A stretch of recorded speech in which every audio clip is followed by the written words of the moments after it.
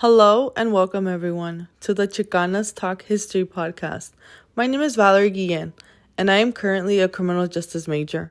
My name is Amanda Avila, and I am currently a communications major. My name is Leslie Gomez. I'm currently a biology major. As we welcome each one of you, our listeners, to this episode that me, Amanda, and Leslie, my group members who have introduced themselves, are going to be discussing with you the many ideas and concepts and basically everything we learned throughout the course of the semester. So we will begin this podcast by me talking about what the purpose of this podcast and the practice-based research we have for you guys. We will begin a deep dive into many other topics and other ideas that throughout this episode my group members will discuss. This episode focuses on the purpose that this project is a podcast. And to be honest, this is a unique project and the process that goes behind it. Majority of the time, I have heard podcasts from my favorite celebrities, influencers, or whoever, or even heard the podcast the professor has set up on the modules for Canvas. It is quite unique to go behind the process in actually producing a podcast because there is so much work, so much detail, and other parts of it that could be difficult for someone who is not as tech savvy or knows how to use just the internet or just the tools for a podcast.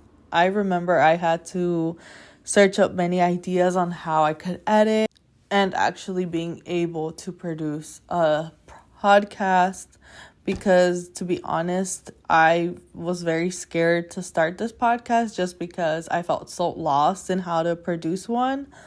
But I'm taking baby steps and I figured it out with the rest of my group members. And I think it's pretty cool we got to do a podcast because it's not super difficult and it's actually a pretty fun process.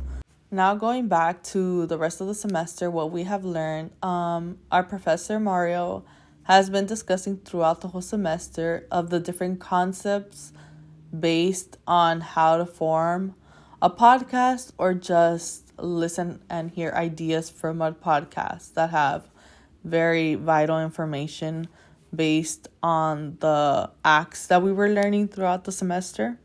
When someone listens to a podcast, some could even analyze one and listen to other examples from podcasts that could be very beneficial to other people who are scared of producing a podcast.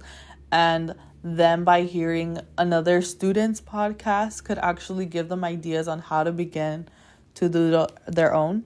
Having rules, directions, guidelines, principles, and ethics could go a long way into making and producing a podcast the right way because it is a big space where we do share ideas, and here we talk about our topics and we are discussing it with one another, and each part of the material is being analyzed as well. On today's episode, we are 3 Chicanas who share the knowledge between each other and understand the serious issues and concepts that will be discussed later throughout this episode. After reviewing all the lectures, guides, and podcasts, videos, and films that were included in this semester's course, I found it super beneficial in the most positive way. The Guide to Podcasting by Professor Mario and Dr. Daniel Topete focuses on the many factors that go into making a podcast. Some of the episode podcast strategies are to contribute to society by expanding our personal education knowledge. The topic they cover is mostly about media and how sometimes it is never neutral and that could cause controversy.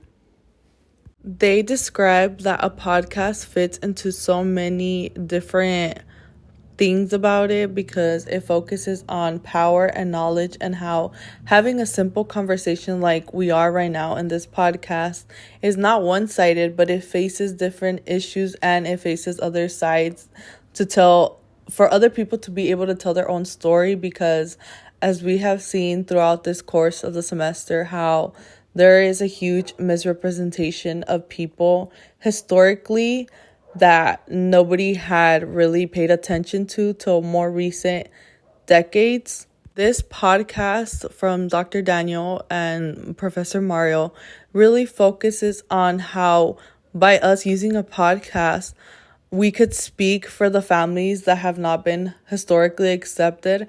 And this is a safe space for our thinking and our own narratives.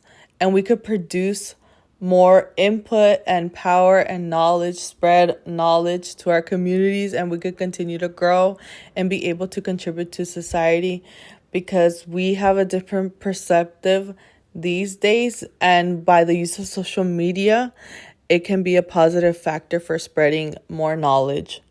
The strategies we have implemented in this podcast, especially on this issue, that we have a voice and this voice can help our communities who have not been historically accepted. And with this power we have, because power, our voices are power, our knowledge is our power. And if we can spread a positive narrative and help people understand some controversial issues that in reality some people don't even like to talk about because it's so controversial. Also, touching base from this lecture that Professor Mario and Dr. Daniel Topete talked about, the professor makes a point that we are having a conversation, we are engaging. This can make us as students want to gain more knowledge, more insight on these certain types of topics because I find these topics fascinating and I feel like it's important that we understand the whole truth and context and historical context, significance that whatever or whoever our people, our roots, our communities, what they endured, because I find it important that we have to acknowledge what happened. And us producing a podcast project like this, we can speak our own ideas, and this makes students more involved, and we can choose a path that makes all this experience more positive and could expand us more in academia. Also, touching base on the ethics portion, we should also, as students, be aware of what we are saying and when we are choosing to upload our voice, because sometimes it could backfire. So we have to be careful and be supported by all the correct information that we are spreading in the internet, media, wherever. Now I want to discuss from the Alchemist Manifesto podcast titled The Seeds, the Soil, and the Cyber Garden series, which focuses on teaching students-centered podcasting that focuses on practice-based research and relational ethnic studies. This article is more of an insight for what was talked about in the podcast, and I think it is very pointed towards the topic that we are discussing, which focuses on the practice-based research for this segment, because the main goal from this podcast special series was to create a collaborative environment for teaching, learning, and producing performance in practice-based research. The goal was to provide different tools like interviewing, reflection, testimony, performance, editing, and distribution of the series to the students to help provide their methods and theories and arguments that could help them future on either in ethnic studies, by either when they have to do practice-based research or any other type of ideas they want to use in an educational field like classrooms, or different methods they want to try out for in a classroom type setting. The strategies that I read from this article definitely helped with in how do I edit for this podcast, how I'm going to perform for this podcast, how I'm doing this interview. Not really an interview, but more of a reflection from what I learned from this past semester. This article also ties in with the relation of ethnic studies, because the methods that were used here were to inform and expand the knowledge of students by introducing the many arguments of like the digital interference for indigenous and racialized communities that have been denied their own voice. And by us speaking or other students speaking, this can help contribute to those submissive narratives of those people who feel they don't have a voice, like indigenous or other racialized communities. I believe it is important for my group members and everyone who is listening to this episode that ethics go a long way. The strategies that I learned from this reading is that students should be able to engage and build a good relationship in like organizing when it comes to having collaborative group projects or anything that has to do with group members, because it is important that we all share our ideas, have a voice, and not be scared to show our creative side to our group members without feeling judged, because at the end of the day we are in a college environment and we all just want to learn from each other, and you never know that you could learn from somebody else besides a professor or a tutor. Also, a point that I would like to cover from this article is that it shows us that it is okay that producing a podcast or being part of a podcast or any type of discussion like me and my group members are having right now, that it is okay to share your ideas, that it is a safe space and it's all for educational purposes, and that us sharing our voice could be a positive idea for the future. Also, it goes to the topic about technology, how like during COVID-19, the pandemic, it was a dark space for everyone, and that we relied mostly on the internet, and that nowadays we could just be attached to these devices and that they might not be a good thing for students. But at the end of the day, it is a positive outlook for students like myself, because here we can share our voice, our power, our knowledge with everyone who wants to hear us or who sees us. Also on here, like social media or any type of media, like our schools, Canvas, discussions, everything, we could also receive constructive criticism, which is good, because we need to understand that no one is perfect and that receiving feedback is a good thing also. For my last example, I want to talk about the Alchemist Manifesto podcast titled Space. And this episode contemplates the politicals, views, and history of Jim Crow on Black women's body, and also the labor of Black and Indigenous Central Americans. The episode focuses on the discrimination that occurred during the colonial era and how being a Black person or a person of color during that time, as well as the conditions that these Black people, African Americans, had to endure during this time, and how harsh it was of a reality for them, because they were minorities. They weren't seen as people because of their skin color, and how today in still society the number of hate crimes that occur to Black people and how many are incarcerated based on unfair decisions made by law enforcement, and how based off their color today in 2024 they are assumed to be bad people, which is heartbreaking.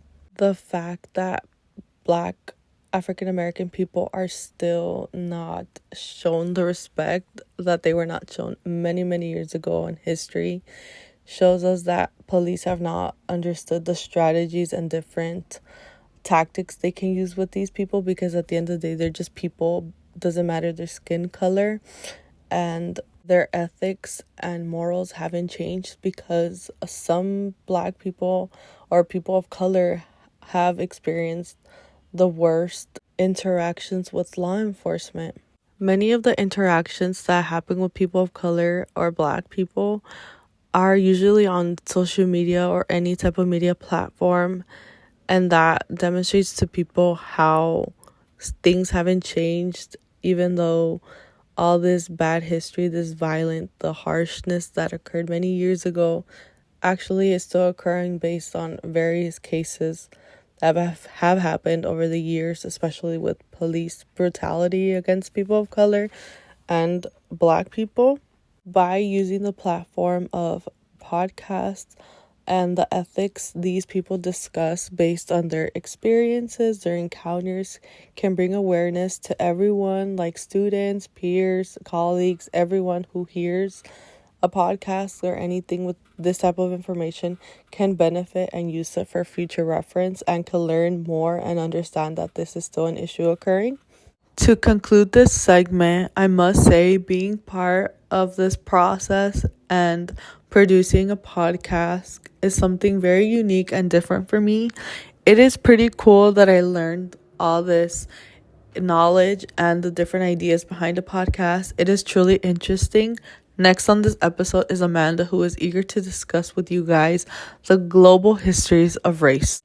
Hi everyone, it's Amanda. In this segment of the podcast, I will define global histories of race through our study of the Panama Canal, United Fruit Company, and the relocation, removal, and internment of natives and Japanese Americans. The podcast episode, There Will Be Bananas, introduces the story of Miner Keith and how he built an empire, United Fruit Company. Keith was motivated by money and wanted to be an entrepreneur. Like many white American men after the era of Reconstruction, they had the mindset that the world was for the taking. Keith managed to take over the eastern shore of Costa Rica, where he built railroads for trade, eventually growing banana plantations and making millions of dollars in trade. His empire was built on the backs of indigenous workers, which he used for cheap labor. The work conditions indigenous people endured were very grueling, with many suffering from diseases and mosquito bites and working tireless hours in the mud and rain. Keith was unbothered by the deaths and just wanted to keep his money flowing. He owned large plots of land, and Keith was able to control the plantation, port, and railroads, making it easy to trade bananas internationally. In the podcast episode titled Space, it dives deeper into the ways in which Central Americans were exploited during this time around the 1800s. Many white Americans and Europeans were eager to travel beyond the West, enabling a racial hierarchy and having control over labor workers. They believed that only black and brown bodies could withstand the dangerous weather. Entrepreneurs like Miner Keith viewed Central Americans as groups that could be exploited, purchased, and deemed inferior, including the wealthy Central Americans. We learn to understand the global histories of race differently because the struggles and contributions of indigenous people tend to be left out of history books. Miner Keith is regarded as a successful and powerful entrepreneur, but he had to abuse and overlook the lives of immigrants to get there. I also learned how race was constructed during this time. These regions of Central America were forced to become dependent on these U.S.-controlled companies for work. U.S. intervention in Central America also led to unequal land ownership, as large spaces of land were being taken away. These actions have had lasting impacts on where wealth and resources are distributed, even to this day. Japanese Americans' loyalty to the U.S. Despite facing intense discrimination and suspicion, Japanese Americans remained loyal to the United States during World War II. Many Japanese Americans were forced into the U.S. military, illustrating their complex position during the war and their contributions to the country, despite the injustices they faced. The internment of Japanese Americans during World War II wasn't an isolated incident, as historically Native Americans were forced off their lands and onto reservations for centuries. Stripping of citizenship rights. During World War II, Japanese Americans were stripped of their citizenship rights, a harsh parallel to the long-lasting treatment of Native Americans. Tule Lake serves as a significant historical site where the injustices against Japanese Americans during wartime relocation intersect with indigenous history. It witnessed indigenous dissent, highlighting a broader narrative of resisting against oppressive policies. The area around Tule Lake was historically the ancestral home of the Modoc Native American tribe, with the most significant event being the Modoc War, where a group of Modocs fiercely resisted forced removal from their land by the United States government. The U.S. government frequently broke agreements with the native tribes, coercing them into signing treaties and relinquishing their lands. The use of an organized army against native families shows the extreme measures taken to displace indigenous populations. I'm Leslie Gomez and welcome to today's episode. I'm excited to share with you the documentary series Exterminate All the Brutes, directed by Raoul Peck. This series focuses on the history of colonialism, genocide, and racism, and how these histories still impact our lives today. This documentary doesn't just focus on the past, but it shows us how history is so influential in shaping the world we live in our everyday lives. Raoul Peck encourages us to experience these histories together and try to understand how they continue to affect these communities globally, particularly indigenous and Black communities. Today, I will walk you through some of the key themes of the series. Let's start with the violent roots of colonialism. One of the first powerful examples in the documentary Exterminate All the Brutes, Episode 1, is about the Seminole Nation, often called the Invisible Tribe. The Seminole Nation is known to never have agreed or signed any treaties with the U.S. government because they resisted colonization and leaving the land that belonged to them.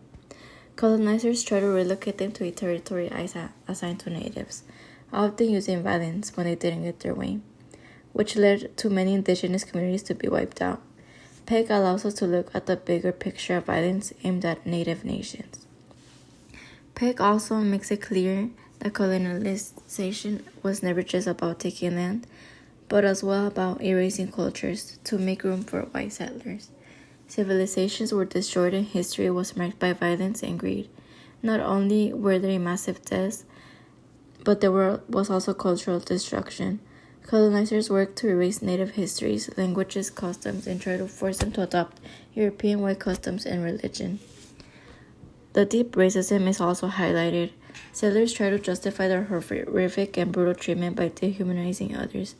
Africans, for example, were labeled as beasts from their first encounters with colonizers. It was their way of justifying violence, forced labor, and slavery often belittled. Similarly, natives were seen as savages, whose land was to be stripped away and relocated to a territory where they were assigned to. This dehumanizing language hasn't disappeared with colonialism. This language is still seen today. For example, Peck mentions how today many politicians and influential figures continue to use terms like animals or invaders when talking about marginalized groups, minorities, and immigrants. Another example shown is when Donald Trump referred to immigrants as animals, the same language used in history to justify violence against indigenous or African people, showing that colonial racist language is still used and not often recognized as it should. Now let's shift focus and look at the systems of exploitation that colonialism set up, such as slavery and genocide. In Exterminate All the Brutes, Episode 2 and 3, Raoul Peck shows us that colonization wasn't only about taking land, it was also about gaining wealth from other territories that they invaded. A huge part of that is slavery. The documentary gives us insight back to slavery, where Africans were treated inhumanely without rights and only viewed as property. Colonizers forced labor for their own benefit and to better their own economy. Similarly to indigenous people, Africans had their basic rights stripped away, as well as their culture, and forced to take on white settlers' customs and way of living. But slavery wasn't just about economic exploitation. It was a form of genocide, specifically cultural. Peck mentions that it destroyed entire African cultures. Enslaved individuals were taken apart from their families, their land, their language, and their traditions. It wasn't just about labor and white settler benefit. It was about erasing who they were and stripped their identity away. We see this in the tragic history of indigenous people as well, who were removed by force from their land, killed or relocated onto reservations. The white settlers' goals weren't just about colonizing, but meant to erase them entirely and wipe them from the land that they had lived on for many years, way before them. Moving forward, this history isn't just something from the past, but it's something that continues to affect us today.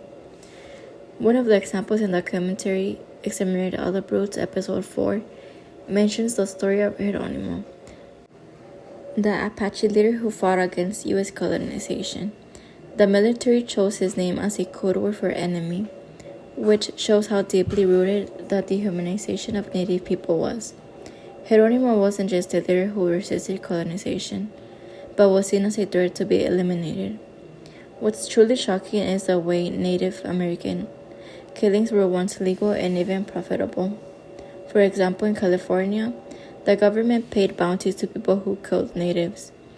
This is an insight and reminder of how deeply violence against indigenous people was embedded in the U.S.